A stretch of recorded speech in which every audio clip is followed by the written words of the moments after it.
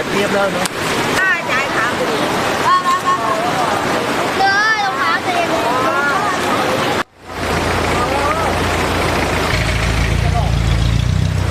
การในชาติเขาดึงเอาพื้นชาติรายงานเอาแสดงรายงานเอาปู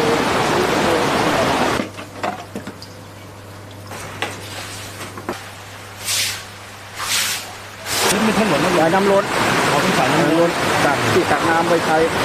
นี่สายน้ำล้น แล้วด้านหลังเนี่ยมันไหลลงไปไหนฮะไปไหนไปนี่คือคลอง ไม่นี่ก็ไปคลองไปนู่นแหละข้ามไป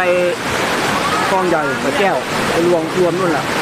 แต่คลองที่เห็นอยู่ข้างหลังนี่คือคลองสีเมือง คลองที่เมือง รับน้ำไปไหนนี่ลุงมาจาก น้ำมาจากคลองเขาเทียน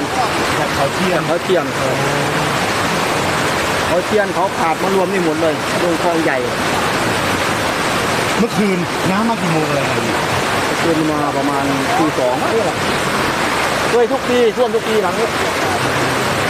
นี่นักกรรม แสดงว่าเห็นว่าปีนี้เพิ่งโดนครั้งแรก โดนแรง แต่ตรงจุดนี้เราโดนทุกปี ปีที่แล้วโดนไปสองผล3 ผลแล้วปีที่แล้วเนี่ย2-3 ครั้งอ่ะปีนี้ไม่ค่อยมีฝน แต่ก็นี่เพิ่งมาเนาะ ฝนไม่เยอะ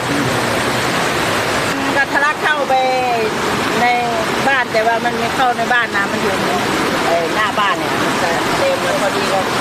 ได้กลุ่มน้องสะพ้ายแกก็เดินขึ้นมาก็น้ำท่วมแต่ว่าบ้านนั้นเข้าน้ำท่วมหมดบ้านเลย